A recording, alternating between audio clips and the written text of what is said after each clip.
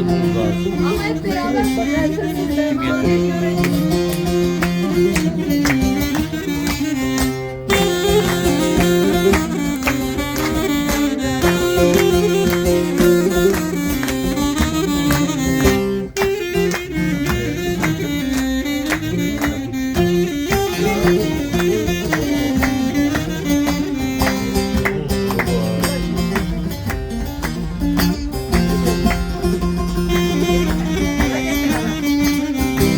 Ana beni yazala, yazalama güzala, demeyle tükenmez bir kağıda yazala.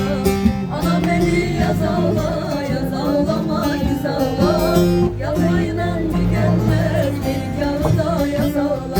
Ay ana sen benim özüm anam, özüm ana gözüm ana, sohbetim sözüm ana.